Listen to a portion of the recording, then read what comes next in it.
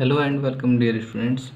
Today we are going to discuss economics of class 9th, first chapter, the story of village Palampur.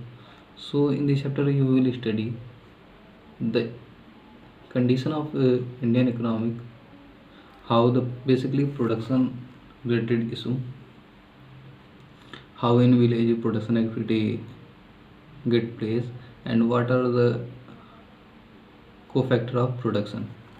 So we are going to discuss topics of this chapter. First we will see overview of the village Palampur, then introduction, organization of production, farming in Palampur, non-farm activities in Palampur. So let us start. Overview.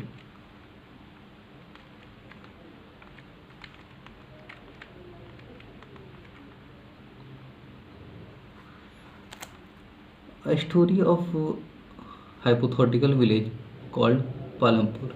कह रहा है कि जब आप chapter पढ़ना start करते हो तो आपको विलेज पालमपुर जो मिलता है वो एक हाइपोथेटिकल विलेज है, वो एग्जिस्ट नहीं करता है। हालांकि चैप्टर आप आगे फर्दर स्टडी करोगे तो बताया जाएगा कि जो पालमपुर विलेज है वो उत्तर प्रदेश में ही सिचुएटेड है, लेकिन अभी जो स्टोरी की कंडीशन ली गई है वो टोटली क्या है, हाइपोथेटिकल है। To introduce some basic concept relating to production, और इस चैप्टर में हमने कुछ बेसिक कॉन्सेप्ट लिए हैं जिसका रिलेशन किसके साथ है, प्रोडक्शन के साथ है। Small scale manufacturing, dairy, transport etcetera are carried out on a limited scale in the village. साथ में बता रहा है कि विलेज में, पालमपुर विलेज में छोटे स्केल के जो मैन्युफैक्चरिंग हैं जैसे डेयरी, ट्रांसपोर्टेशन, शॉपकीपर्स एक्सेट्रा, ये बहुत छोटे लेवल पे, छोटे स्केल पे गांव में चलते हैं, जिसे हम नॉन फार्मिंग एक्टिविटीज भी बोलते हैं। Various resources combine to produce the desired goods and service in the village, और किसी भी चीज़ के प्रोडक्शन के लिए हमें बहुत सारे रिसोर्सेज की ज़रूरत होती है जिसे हम एक साथ कंबाइन करते हैं और गुड्स और सर्विस जो भी हम चाहते हैं वो गुड्स सर्विस प्रोड्यूस करते हैं। इंट्रोडक्शन लेते हैं पालमपुर विलेज का।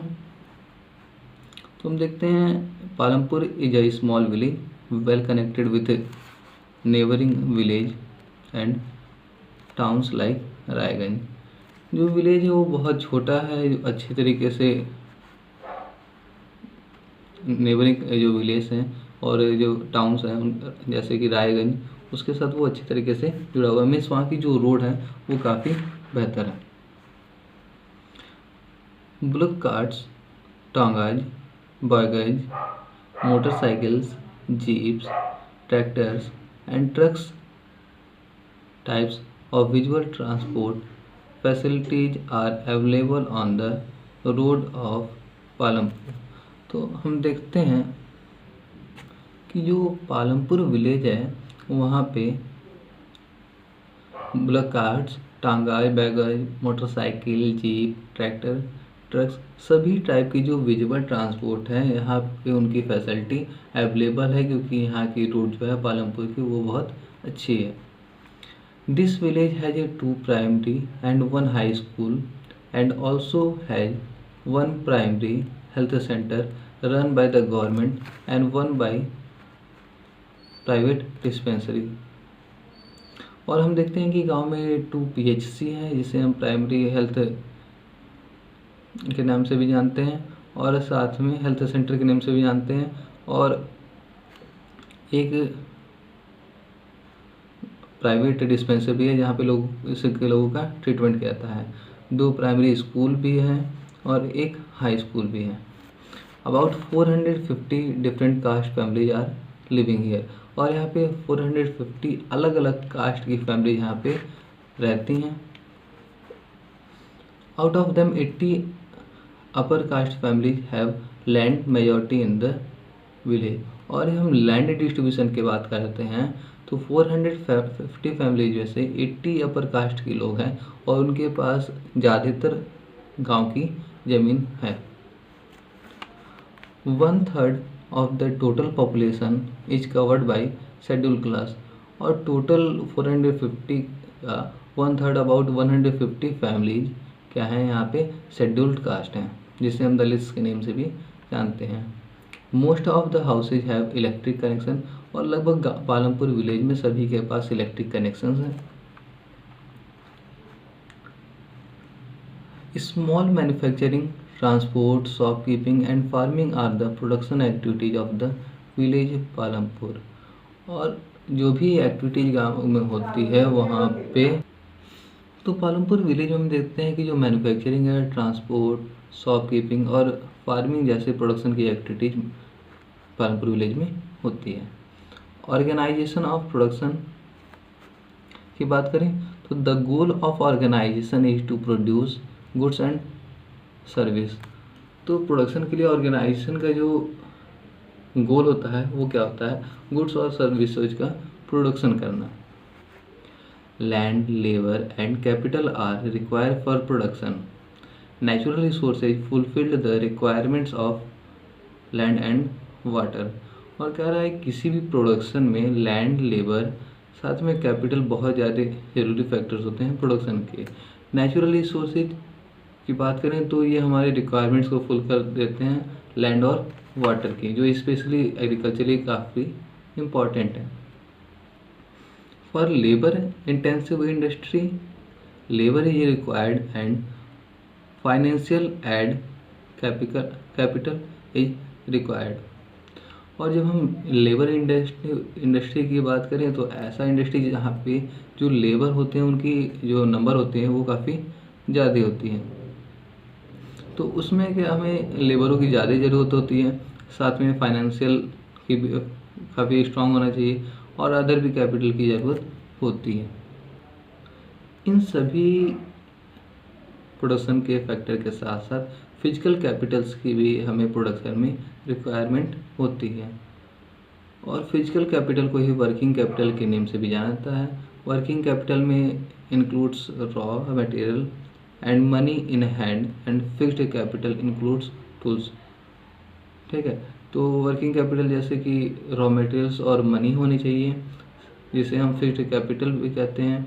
फिक्स्ड कैपिटल्स में हमारे टूल्स आते हैं, जैसे कि मशीन, बिल्डिंग, क्योंकि एक बार मशीन या फिर बिल्डिंग्स को लगाने के बाद काफ़ी टाइम के लिए फिक्स हो जाते हैं, इसलिए इनको फिक्स्ड कैपिटल भी कहते हैं।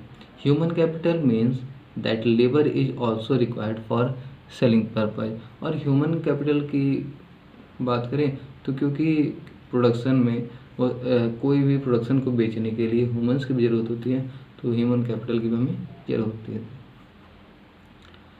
फार्मिंग इन पालमपुर की बात करते हैं तो farming in Palampur is based on following factor. जो फार्मिंग है पालमपुर में वो नीचे दिए हुए फैक्टर पे डिपेंड करता है, क्योंकि पालमपुर में land is fixed, change in the method of cultivation, उसके बाद जो कल्टीवेशन की मेथड थी उसमें धीरे धीरे चेंज होता है, ग्रीन रिवॉल्यूशन होता है, मल्टी क्रॉपिंग पैटर्न अपनाते हैं हम, मॉडर्न फार्मिंग को यूज करते हैं, क्योंकि टाइम के साथ जो लैंड की फर्टिलिटी है वो वेस्ट होती है, तो इसलिए सस्टेनेबिलिटी ऑफ लैंड हम यूज करते हैं। लैंड का डिस्ट्रीब्यूशन देखेंगे, लेबर कैपिटल क्या है इसको देखेंगे, और साथ में सेलिंग ऑफ फार्म्स प्रोडक्ट, इसके बारे में भी हम आगे डिस्कस करते हैं। तो आइए देखते हैं land is fixed means about 75% population are dependent on farming in Palampur.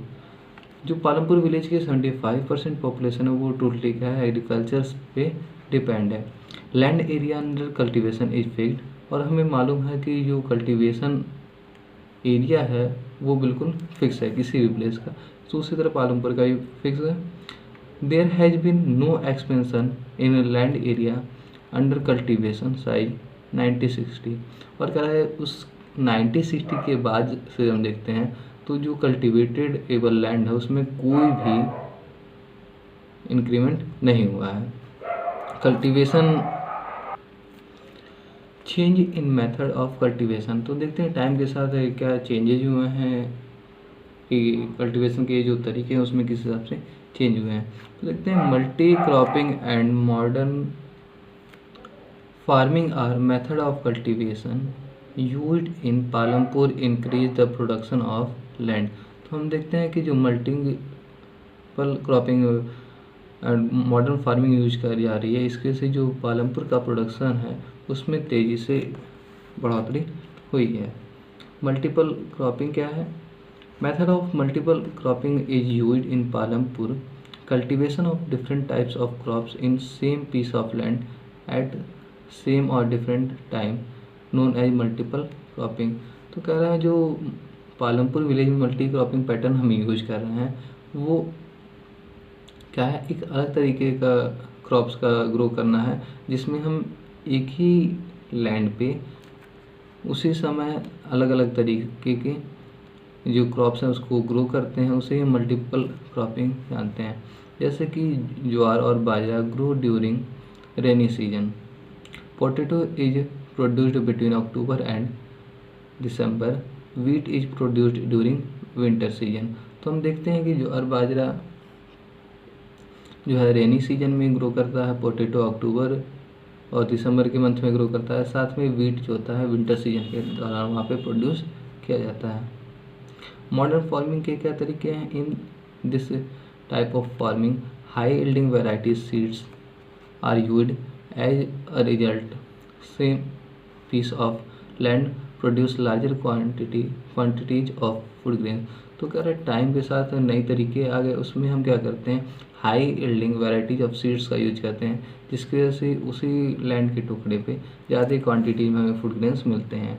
In India Punjab, Haryana and western Uttar Pradesh were first to run out the modern farming method. और भारत में पंजाब, हरियाणा, उत्तर प्रदेश के ही स्टेट हैं जहाँ पे मॉडर्न फार्मिंग मेथड्स को यूज किया था। Introduction of green revolution facilitated the cultivation of wheat and rice using high variety of seeds instead of traditional seeds. और क्या है, ग्रीन रिवॉल्यूशन के इंट्रोडक्शन से हमें ये फैसिलिटी मिली कि व्हीट और राइस में हमने हाई विल्डिंग सीड्स, जिसे हम HYV सीड्स भी जानते हैं, ट्रेडिशनल सीड्स की जगह पे यूज किया गया। HYV are capable to produce more amount of grain on same plant. और जो HYV सीड्स होते हैं उसी सेम पीस ऑफ प्लांट पे ज़्यादा प्रोडक्शन हमें देते हैं। सस्टेनेबिलिटी ऑफ लैंड की बात करें तो according to a scientific report in modern farming natural resources are over used.